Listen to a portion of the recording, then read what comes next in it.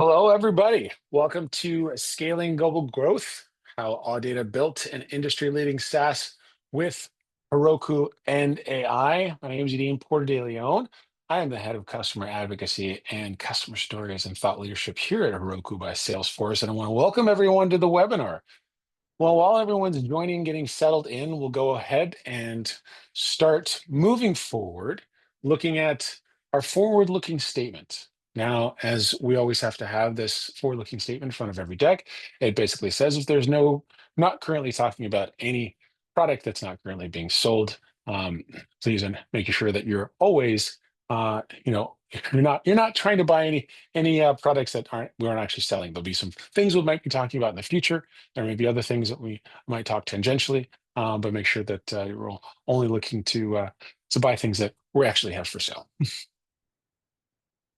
Uh, all right, let's go ahead and start with, here are the two guests we have for our webinar today. We got Keegan Bakker, CEO of Audata, and David Beliles, Field CTO and Distinguished Architect at Heroku. Now, I want to welcome both of our speakers here today, and we're going to go ahead and start today with with Keegan. Keegan, welcome to the webinar. I'll let you take it from here. Thank you, Dean. Thank you, David. Thank you to everyone who's joining today. We've got you. There we go. Thank you very much to the Heroku team for having me as well. As a Heroku user, big fan of Heroku for a very long time. I'm very excited to talk to you a little bit about my journey, our journey at Audata, or data, depending what part of the world you come from. Today, and the story of how we turned an idea that I made, a prototype app back in 2015, so over 10 years ago now. A prototype I made, it was a Ruby on Rails application that I made one night, overnight, while I was a radio presenter, and how that's turned into what I like to call an accidental business, and is a industry standard SaaS product in the market today, which is very exciting. So a little bit about my story and background. I was a radio presenter working in the media industry in Australia for 15 years, something like that in total. At 2015, I'd been working for a few years at the biggest radio station in Australia in Melbourne, and was a workday sort of during the daytime DJ. The station had a lot of prizes that we gave away, and it was done on pen and paper, and we were giving away prizes with tens of thousands of dollars, hundreds of thousands of dollars of value every day. And it's a very, very fast-paced workflow. Unlike some of the big shows in the morning and at the drive home time slot, I didn't have a team of producers. And when I had recorded a call, someone called up, they'd won tickets to a concert. I'd have to quickly then put them on hold, or then get them off hold, write down all their personal information on paper. And so one night I went home and built a prototype app, which has become Audata Promo today, so that I could automate that process. The challenge that we were having was not just about that little bit of data collection at the time, but recording accurate information. The amount of times we were getting invalid or poorly written, incorrectly written addresses, email addresses. There was, at the time, I'd identified a real data security risk as well. There's a lot of cash prizes, and they were being, automatically fulfilled by the finance department, and people were sort of calling winners directly and asking them for their bank account information and other sensitive information, and that was being put into spreadsheets and being left on people's desks on pieces of paper, which, by 2015 seems to be a bit past the times. Handling the fulfillment of large volumes of prizes, we could give away 1,000 tickets to a large concert, and then those tickets all come in at once when the concert came to town, and they would have to be, you would have staff members coming in, working very long days, just cold calling everyone to come in with information to come and collect their tickets. So that was something else I thought we could automate. And the other really big one was capturing first-party data. So these radio stations and TV stations were giving away lots and lots of prizes in terms of dollars. They were pumping a lot of cash into these promotions, into these contests. but they were doing it just to try and win ratings. They were absolutely missing this huge amount of first-party data that they could collect from people who were engaging in these competitions. So the solution, the prototype, this is a little bit of this is a small example of what it looks like. Prototype that I built one night back in 2015 was just a interface that I had in the studio. And if someone wins this prize, I could put in their cell phone number. They would get an automated text with a link. They could provide securely their details. And then there would be a portal as well for back office staff to be able to manage the prize fulfillment, prize delivery, and communicate with prize winners. I didn't expect it at the time, but that became pretty popular pretty quickly. Going from the station that I worked at, spread throughout the network. Initially, I was potentially going to. I hope they're not watching this, but I was potentially going to give it to them for free. But realized pretty quickly that there was some money to be made in it, and it became quickly the industry standard in Australia and New Zealand, and now some other markets as well, which we'll talk about. And it was possible because of Heroku. It was something I tried to deploy a few times that night when I made that first prototype using different tools, but when I just pushed the code to Heroku, it worked on the very first time. And we still run our products on Heroku today. The other element, as I mentioned, is the first-party data. This has become, as you can probably imagine, a huge cornerstone of media companies, and particularly your traditional legacy media companies, who in the past have not had access to this data, and now they're trying to convert people who listen to radio off a FM transmitter tower or watch television to their own apps and their own websites and their own digital experiences, which are more data driven. And we were real key in the drive for that to happen with some of these broadcasters and helping them unlock this information, which not only allowed them to get a real rich profile of who was interacting with them, who their audience actually was, but also then to act on that information and re-engage and keep people interested in content that was going to be relevant for them. So as I mentioned, we have had a pretty good scale, a pretty exciting scale journey. It's been in 10 years now, but we really quickly had to scale because of the demand that I mentioned. This prototype that I made was very attractive to some of our early customers. The company that I worked at has a lot of radio stations and television stations, and that they were very interested in it. And it spread like wildfire, and then other companies quickly jumped on board as well for that first product. And it was brand new territory for me as a sort of hobbyist developer, someone who wrote code for fun. I was now really challenged by sitting down with CTOs and trying to sell my product and facing a world that I was not really confident in at the time. And that is part of the reason that, which I'll talk about, that Heroku was quite critical for us. But the real challenges we had, first of all, was enterprise security. As you can probably imagine, as someone who just built a prototype app overnight, talking to CTOs and technology executives and trying to sell them a SaaS product for an enterprise, and because most of these companies are publicly traded large companies with thousands of employees and high turnover, enterprise security was something that they were extremely concerned about. So we had to scale and somehow scale and grow in a way that was out of the box compliant with enterprise security best practices and beyond. The other challenge we had was complex quoting. We figured out pretty quickly, I say we, it was I at the time. It wasn't for a year or two until we had additional staff come on. But it was as an enterprise software model, it wasn't something where we could just have maybe 3 tiers of the one product and have a monthly subscription. It was quite bespoke, the solutions that we had to build for enterprise customers with a range of different SKUs, product IDs, components, modules, etc. And we needed to build quotes for those customers, sort of bespoke. And that quoting process took quite a while. There was a long lead time for most customers.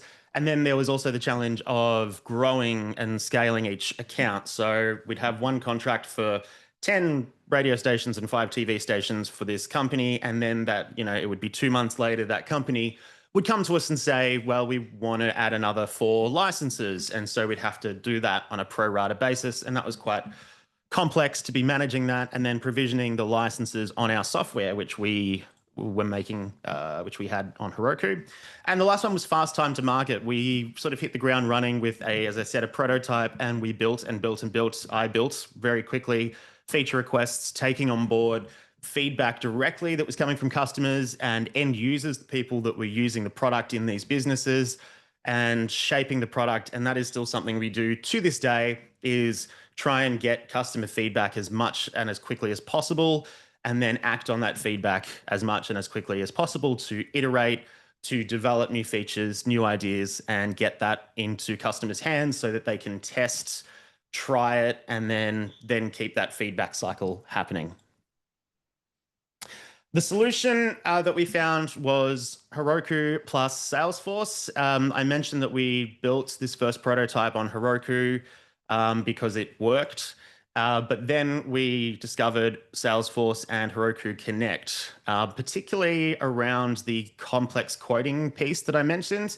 This was a game changer for us. And we still use this architecture to this day.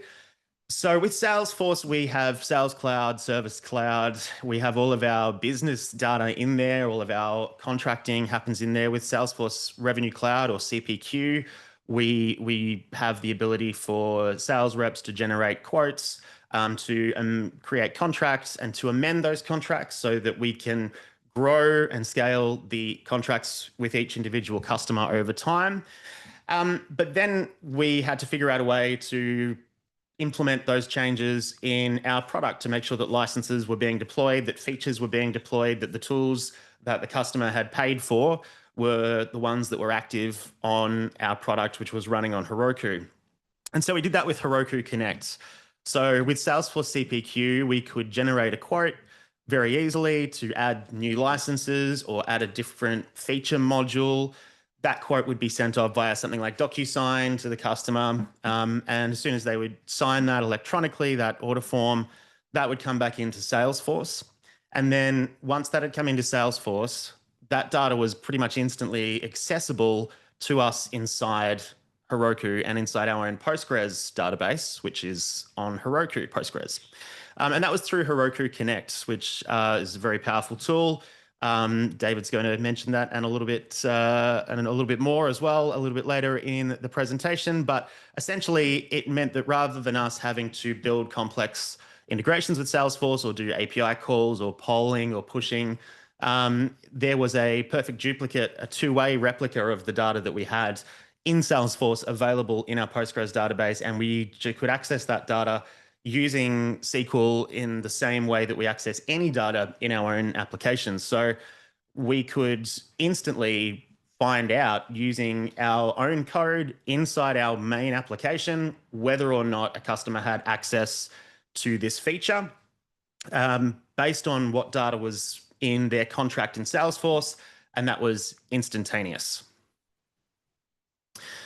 Since then, we have continued to grow and scale, and that includes new products. So Audata is a portmanteau of the words audience data, and we kind of think of ourselves as being the solution provider that tries to find innovative tech and data-driven ways to help media companies, particularly legacy media companies, engage with audiences. So we are the platform for audience engagement between large audiences and those broadcast media companies. And so we've created Audata events. So now, as well as radio, television contesting, we have a platform that can handle ticket management, access control for real life IRL events and brand experiences that happen out in the real world, and then also gather data and information back from that. We have Audata Messenger, which is a two-way communication and audience engagement platform. So that allows not only for content recommendations to be delivered out to audiences, but also for audiences to message in content to text into their favorite radio station or send a video to a TV station via WhatsApp, Facebook. That was a particular challenge because we now deal with an incredibly large volume of messages happening very rapidly. So we had to scale our infrastructure quite a bit around that specific use case. And also we have Audata Connect, which is now similar to Messenger. It's the audience engagement platform. It is a cloud platform for voice engagement. So if you've ever listened to a talk radio show, that typically would have people calling out the radio show using some old school on-premises solutions. We now are delivering a cloud platform that allows that to happen. The current challenge that we have is around these three tiers. Experimentation, I mentioned we constantly are curious and constantly experimenting. We try to have a short and as small as possible feedback cycle, feedback loop, where we can get ideas from customers. We can ideate, innovate, push those features or new products out in an MVP and get customers trying them as quickly as possible so that then we can get feedback from those customers as quickly as possible, and then use that feedback to then iterate that again and keep that going. So that's something that becomes harder to do the more you grow, but that is something that is always at the forefront of our minds, making sure that we're pushing that and constantly listening to customers and giving those features to them so we can then iterate on them and get that feedback. Global expansion, this is a big one, which I'm going to talk about a little bit more in a second, but we're not just expanding our products, but we're expanding into new markets. And this is probably the biggest challenge of all because we have a very high emphasis on the quality of customer success that we deliver. So our customer support and more broadly customer success, our proactive offering. And we've recently rolled out to some new customers in new markets such as the Middle East, parts of Europe, Latin America as well. And where we've typically been in Asia Pacific, Australia, New Zealand, and parts of Southeast Asia, those markets are all in a very close time zone. And now we're needing to scale up our support offering to be pretty much 24/7. And that's a very large challenge, which I'm going to expand on in just a moment. And the last one is being agile and efficient and continuing to deliver that high-rated customer support with the limited resources that we have.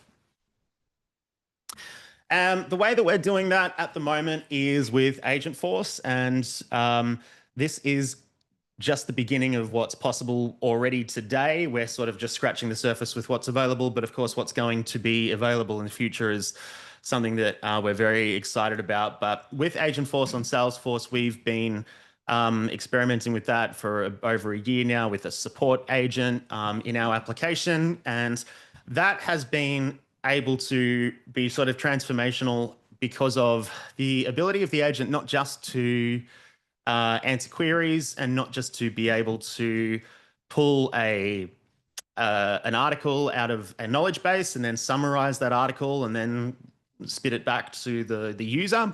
But with Agentforce, we've been using Agentforce to actually try and understand the customer's query and a case that comes in, and then triage those cases and escalate them as appropriate. And so what that means is that we don't need necessarily a 24/7 support staff. So this has been the way that we're trying to globally scale without needing to scale the support staff to be covering every time zone in the world. So what that means is that the agent can be that triage agent that can figure out, not just asking a user, is your issue critical or not? Because for customers, their issue is always critical. So rather than giving them a drop-down box to choose the severity of their issue, actually trying to understand what the effects the issue is having on the customer, and then reasoning against that and trying to categorize based on that. And so if there is a critical issue that needs immediate attention from somebody, then the agent can page one of us even in the middle of the night, 24/7, or it can be the first thing we deal with the next morning, or it can go into the queue as appropriate. And so this is really a turning point where we've not been able to really do that before. And part of that is the connection with Agentforce and Heroku that we already have. So this is it again. So Agentforce plus Heroku. Why do it through Agentforce plus Heroku? Um, Obviously, there's a lot of solutions. There's a lot of AI tools, a lot of LLMs out there. Well, there's two main reasons for us that we chose this pathway. The first one is enterprise cloud ready. So we ourselves are a SMB. We're not an enterprise scale business, but pretty much all of our customers are. And as I mentioned, when we first began selling the product, having an enterprise secure cloud and compliant cloud was a deal breaker. It was a must, and so that flows through not just from the products that we deliver, but to the tools that we use as well. So rather than having to stitch together third-party tools, we have been able to use the enterprise cloud of Salesforce and Heroku that we know and love, and we know that we can build stuff on that, and it is enterprise grade, compliant, secure, out of the box. And as I mentioned, there's no need to connect disparate data sources. So there's no need to integrate multiple different SaaS tools, different databases, etc. And that's not just about saving time. That again is about enterprise security, which is more important than ever. And if you have a large web of different systems that are talking to each other through API keys, etc., then you have more and more points of failure, whereas everything is built on the one internal platform with Agentforce and Heroku. And so with being able to triage cases, as I mentioned, this is something that the Heroku element has really unlocked for the agent, because the agent isn't just reading our knowledge base articles. It's not just going to give the customer back a answer about this is what the article says you should do in this case. It can actually look into essentially our Postgres database, into our data that's running on Heroku, our actual application. It can see the data that the customer is interacting with, and it can reason against that and provide responses and triage cases as appropriate. A few stats: 60% support case deflection. That is a prediction for us over the next 6 months or so, based on having cases now being able to be deflected by Agentforce. We have had bots trying to do case deflection in the past, but again, it has been extracting summaries from knowledge base articles, and that works sometimes, but often customers have more context, more nuance that we prefer to deal with on a human level. As I mentioned, 24/7 support coverage. This is the big one. For us, Agentforce, Heroku, Salesforce is the secret sauce that is hopefully going to allow us to continue to deliver our high standard of customer success globally without needing to exponentially scale those resources. And hopefully 50% is our target for revenue growth for the next Australian financial year for international expansion. So obviously those are some stats that we are particularly excited about, and we'd like to say a big thank you to the Heroku team for helping us along the journey, not just recently, but since the beginning. And I'll now throw it over to David. Thanks so much, Keegan. Thank you again for attending this webinar, guys. I'm going to go ahead and share my screen here. There we go. So behind every fantastic customer story is the reality of what they had to go through to build this and bring it to market. So unless you guys want a ton of slides, I want to go ahead and dive into a bit of a demonstration showcasing this. So, Keegan talked about Heroku Connect, and there's some slides that we can talk to, but I think for the sake of time and for the sake of those of you on the call, I'd rather show this and articulate it. So we talk about a few pillars when we're talking about what Keegan and his team pulled off. The first was the accessibility of the Salesforce data, the ability to take that investment in Salesforce and what they had done and extend that out for applications. And so in this case, this allows for the developers on his team to be able to tap into that rich Salesforce data. The second is to be able to then grow and do meaningful things with the data. So in this case, it extended into Agentforce. And so how easy is it to tap into the Salesforce data, the services and the code that are written and residing on Heroku, and the ability to then pull it all together into a solution. So what I'm going to walk you through is a visual of each one of those components. So we talk about, Heroku Connect. What exactly is that? Heroku maintains its Elements marketplace. This is like an app store, an app exchange for our Salesforce and Heroku tools. The way that looks in implementation is I've got the Heroku environment here, and I can then provision a variety of these services, including Heroku Connect. So when Keegan was talking about exposing the rich Salesforce data, that's done here. And the way that manifests itself is by creating a mirror between the Salesforce data and the Heroku environment. And so here we can see that I have taken my Salesforce objects and I have then extended that out to the Heroku Postgres environment. So this now sort of provides this duality where my Salesforce admins are able to continue to maintain the richness that lives within Salesforce. They can do clicks, they can manage the data, they can update phone numbers, they can add orders, they can do whatever they need to do. But on the flip side, I have a version or a mirror of that information that I can then write to build applications against and build services against. So in this case, we see that I've mapped a whole series of Salesforce objects, and it is a click, click, click, and now Heroku Connect is managing it. So you'll notice that I've got replication between what's in Salesforce and what is in Heroku. So this is the piece Keegan was talking about, where I'm able to extend that Salesforce environment out. I'm then able to build my applications against that, knowing that both sides are constantly in sync. Now, whenever we're doing that, we often face situations where maybe there is external data that would be inefficient to put inside Salesforce. Maybe it is some external lookup data. Maybe it is coming from a third-party system. Maybe it's coming from my own data sources, but it would be too cumbersome to put that inside of Salesforce.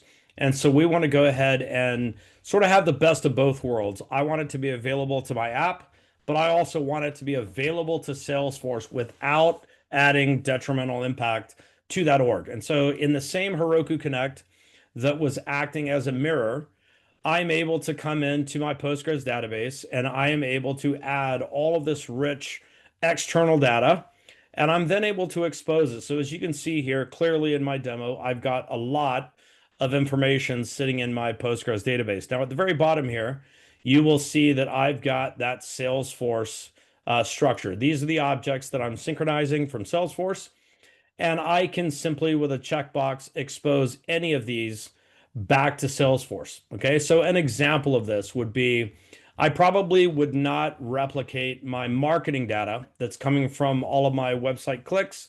I probably wouldn't replicate all that inside of Salesforce.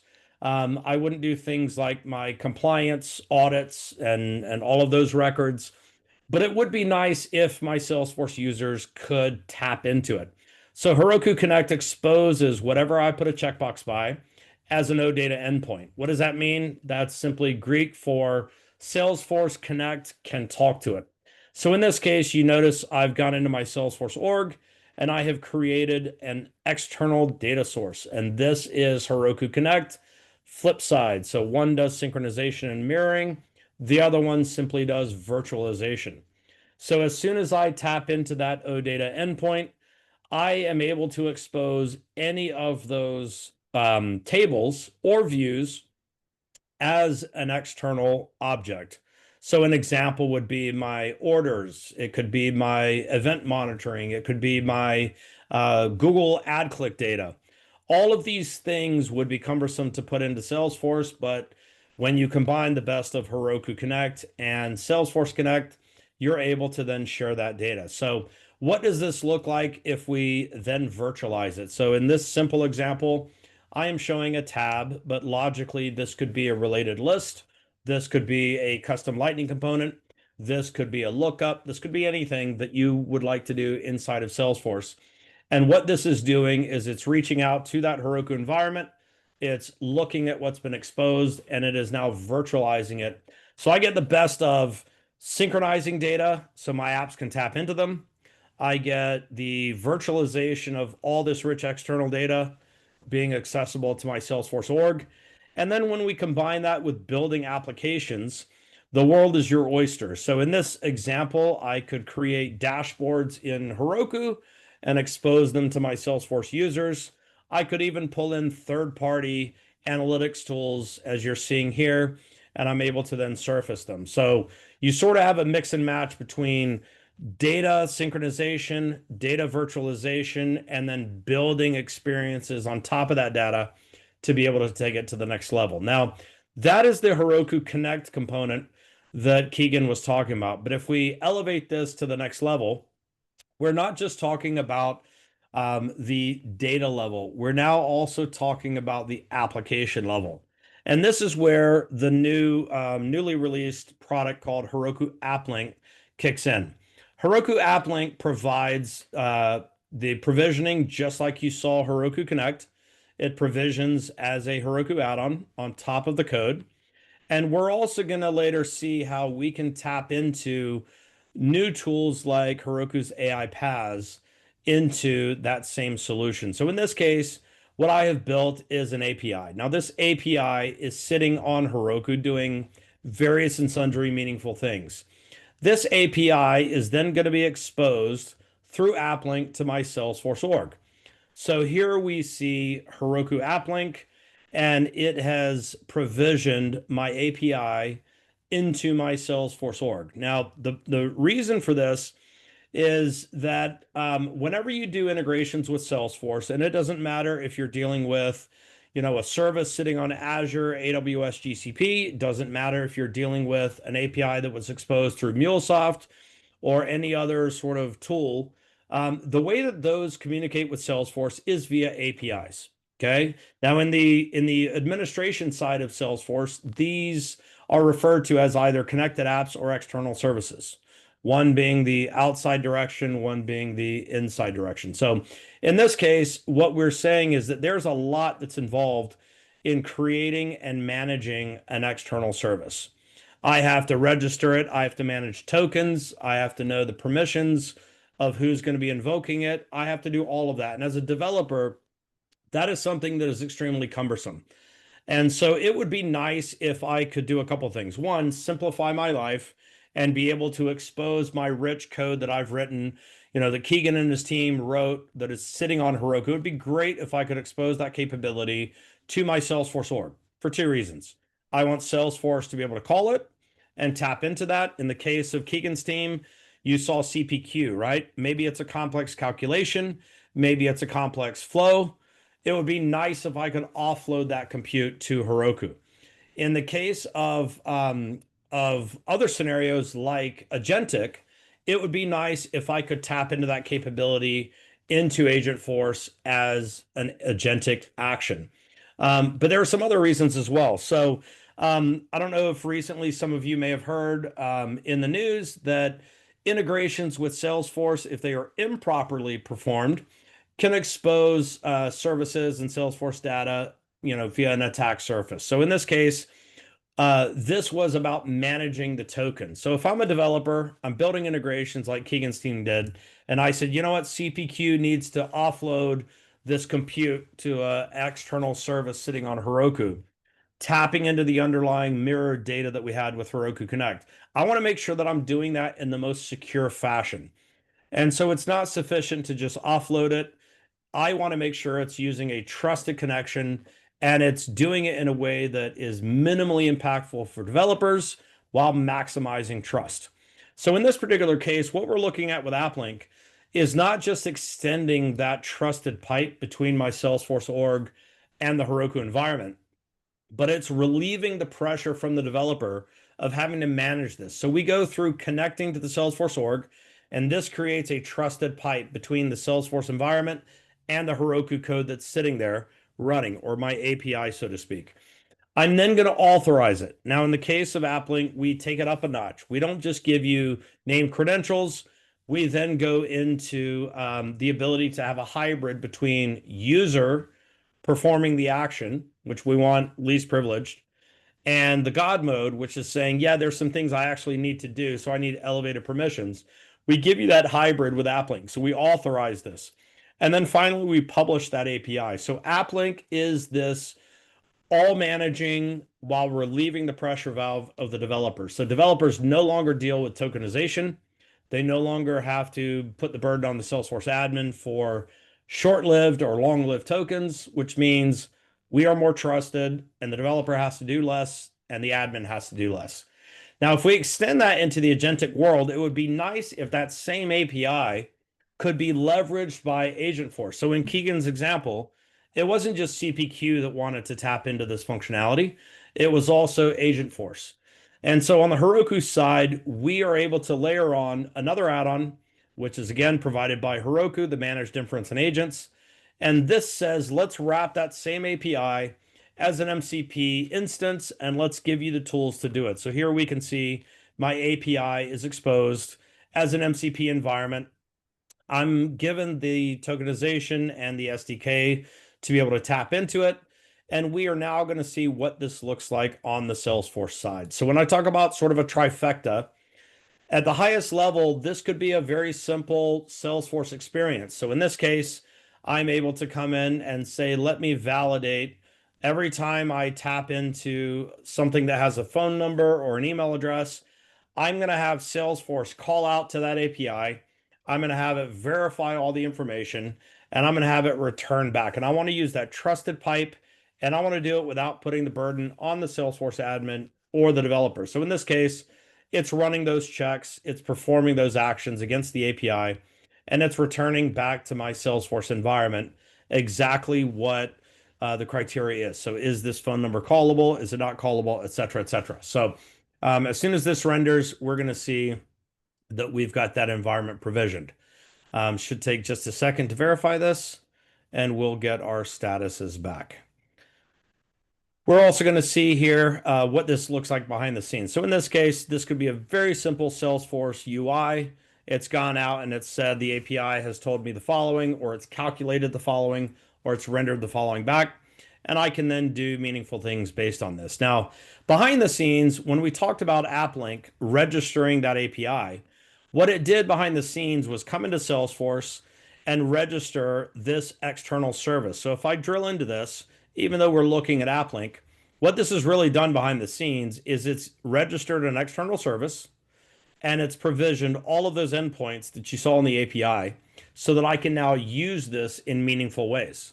This could be done via a flow, but in the case of Keegan and his team, this was done through Agentforce. So you got a trifecta, remember, with AppLink.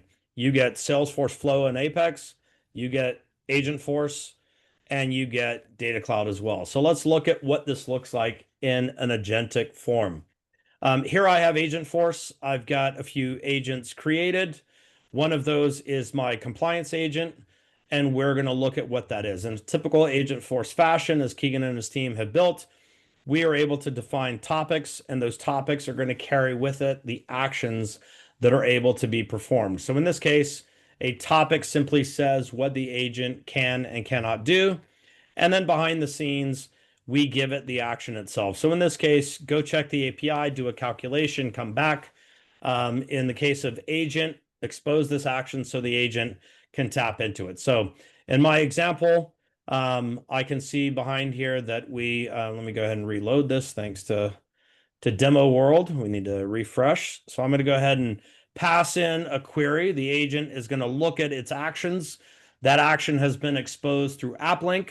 AppLink has invoked that API sitting out on Heroku, and it's going to come back and it's going to return and do everything that you would expect. Here's all the same statuses. It's been executed through our lovely agentic interface, and we can see as it iterates through, this is what it's doing. Now remember, the meat and potatoes of this is that the developer on the Heroku side did not have to do a bunch of token stuff, didn't have to do a bunch of management stuff and manage that state. On the Salesforce side, the admin did not have to do a bunch of external services and the 12 steps that are included in that. AppLink says, I'll handle tokenization, I'll handle registration, so it's simply available and both parties don't have to worry about it. Now, what if we were to take this agent, as Keegan and his team have done, and we expose that in an external experience? Here I have the same Agentforce agent, but instead of running it inside of a Salesforce environment, like I did this sort of experience, I want to run it on an external site. This could be B2C, this could be B2B, whatever the case may be. I can extend that agent out to the mobile app, to the web app, as Keegan and his team have done. I can expose it as a PWA, running as its own standalone agent based application. And it's going to come back and it's going to tap in and do exactly the same thing that we expected. And then last but not least, what if I am not necessarily, a pure Salesforce customer using Salesforce everything?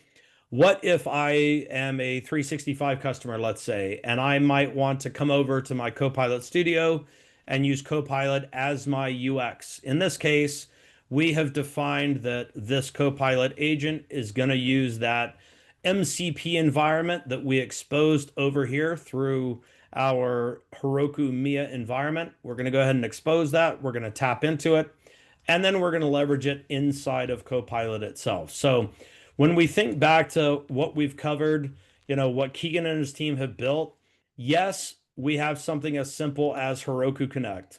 Yes, it's a few clicks and we now have a mirror of the data. But when we step it up a notch and we say we want to provide that rich functionality to our users, we say that may be a user of Salesforce in which we want to bring it into a Salesforce experience. But that might also be into an agentic experience where we're building an agent, we're exposing that inside of Salesforce or outside of Salesforce. And it could even be that we tap into that using a third-party agentic. The point of all of this is that Heroku is able to provide that all through a simplified developer experience. It's able to show it through a unification where I'm hitting, Salesforce core, I'm hitting Agentforce, and I'm hitting Data Cloud, as well as external services, all through this unification with Heroku Connect and Heroku AppLink. So with that, I'm going to pass it back to Keegan to wrap us up, and then we'll take some questions.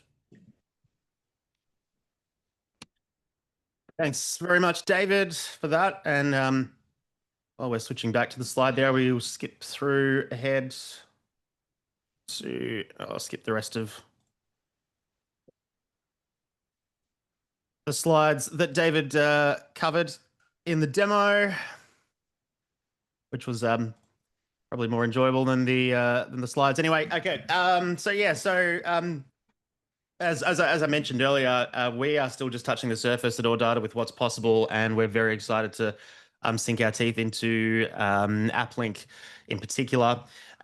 We have gotten where we are because of Heroku, building on Heroku since day one. Quotes like this from our customers is why we do what we do. We are able to put all of our customers' data and all of our data in a central place. That's really what the business we're in is all about, is not having things all over the shop and connecting lots of different services. And Heroku and Agentforce have been able to do that for us. So Agentforce is, as I mentioned, not just answering questions, it's taking action. It is reasoning against real data that exists in a trusted environment. And it's doing it in real time, bringing together information from Heroku, which is where our products live, which is where all of our customers' data lives, and Salesforce, which is where our business happens, which is where our accounts are, which is where our contracts are, which is where our sales and support happens every single day. So we're looking forward to continuing that very exciting journey. And that brings us to Q&A, and I might invite Yadin back to run through some questions. Yeah, and we've got a few questions in here to go over. And I can get my video. There we go. And one is, I think, probably really apt. And I think both you and David went kind of over this, which is how critical was it for you, Keegan, that Heroku was fast, it was frictionless deployment, because some people are like, well, I can muddle my way through things, but it's also important to be able to to get to what you actually want to deploy without a lot of the extra work that you might have to do, especially if you're able to eliminate sort of that DevOps overhead, a lot of that that friction that's with that. So how important was that fast and frictionless experience for you? Well, for me, I've never had a DevOps background or DevOps training. I was just a coder and a person who had ideas and made stuff in code. And from day one, as I said, I made a prototype overnight, and I tried another competing PaaS, so I don't know if I'll be able to name, but it didn't work, and I had issues. It was about an hour trying to get it to build. And then I tried Heroku, and the first time it just built like immediately, and that was then stuck from there. But that has grown not just from a prototype, but also to a large scale in a larger business, because we still try and nurture. And I think there's room in even, the biggest enterprises to nurture a sense of entrepreneurship where people can go and, and try and have these innovative ideas as if they were, creating a startup inside your enterprise and giving them not just a trusted platform to do that, but the way of doing that fast, because innovation is about speed, getting those ideas, getting them to market, testing them out. Some of them will be put away on a shelf and never seen again, but some of them might become the next big product. And you can't really get that, at least, for us, you can't get that if we're spending 12 months in a development cycle or 2 years planning some new feature. So having a platform where we can ship things quickly, test them, get the feedback, and this is sort of what, as David was showing with AppLink and with the new AI capabilities on Heroku, it's sort of like that, but for the modern age as well, which I'm quite excited about. Being able to just press the button and go, is what makes it really cool. I don't know if David wants to expand on that. Yeah, I was going to say, one of the things a lot of people don't like to talk about, which I think is 100% valid, is, for startups, for even, mature organizations, the ability to fail fast is actually a positive thing. The ability to say, let's prototype this, let's POC this, let's see if it has legs. If it doesn't, hit delete and move on, right? The act of doing that should not involve a lot of DevOps. And so even if you only view this from the perspective of rapid prototyping, the ability to rapidly, vibe code something, throw it to one place on Heroku, and then watch it hit Data Cloud, Agentforce, Salesforce flows, Apex callouts, MCP servers, and be consumed by third-party agents. That ability with one little effort and go, okay, we want to do this. Do we not want to do this? That's huge in and of itself. The fact that the business then sees that there's legs and we can turn this into product and it can generate revenue and we can grow it as an organization, that's obviously the goal. But I don't want to undermine the ability to rapidly prototype, rapidly build, not have the baggage and piano on your back, and be able to make good decisions based on what you saw. So that would be one thing I'd highlight there. No, I think that's great. I think there's actually another question that kind of dovetails in what you guys are talking about too, which there's a lot of there's different tools, and maybe Keegan, you can expand on some of the tools that were really instrumental with like that David just mentioned, which is you're streamlining your development workflow. You're allowing the teams to prototype and ship new features rapidly, but you're still able to maintain the high quality releases for products like Messenger and Connect, all while avoiding the need for that dedicated effort, the extra effort, that overhead, the everything David just mentioned, basically having to not having to do all that stuff. Maybe you could kind of talk about how Yeah. you were able to ship quickly, maintain quality, maintain the flagship products too, while experimenting. Yeah, I think I'll probably be repeating a bit of what David just said, but it is about it's being able just sometimes to even if it's just a place to test ideas, maybe it won't be the end home for them, but like for us with Messenger, we went from a sort of data focused user application used by a group of people in a corporate environment to now Messenger, where okay, well, now we're getting thousands and thousands and thousands of requests coming in a minute for new messages coming in. So a very different type of application. And for us, we wouldn't have been able to really do that with quality without, unless we'd gone away and maybe hired someone for DevOps or sat down and done an architecture for for a cloud for that using microservices and whatever. And sometimes that is the end goal. That's where, if the product works, then you do spend the time and investment in that. But also, as David mentioned, failing fast is important. So yeah, rather than put all that effort in, you can't fail fast if you're putting all that effort in up front. So yeah, being able to try something out and know that you've got a PaaS like Heroku that will be able to deliver it at high quality, and then it may stay and grow and scale on Heroku. It may need its own architecture down the road, but the fact is that you can ship and try it and find out. Nice. And so, oh, David, before I go, do you want to finish that thought on that? Anything that Keegan said? No, no, Okay. I'm good. All right. So the next one is kind of the global expansion too, because you mentioned global expansion. There was a lot of opportunity because of a lot of the advantages. I know, David, you went really deep into a lot of the ways in which you can provision and scale up and spin something up and then spin it back down again. Um, Maybe you could kind of give us a little bit of a forward-looking explanation of how you're seeing the capabilities of the platform giving you the ability to expand into markets that you just simply would not have been able to do previously. Was that for me? Sorry. Yeah, Keegan, why don't you kick Yeah. that off? Yeah. I'm sure. So, I mean, for us, yeah, first of all, as I demonstrated, it's about the customer support. We have a very high touch, high level of customer support that we're very proud of here in Australia and with our existing customers and in Asia Pacific, etc. And now we're rolling out to large customers in other markets, and the time zone factor is a challenge. And that's only just one challenge that we're faced at the moment. I'm sure there will be many more.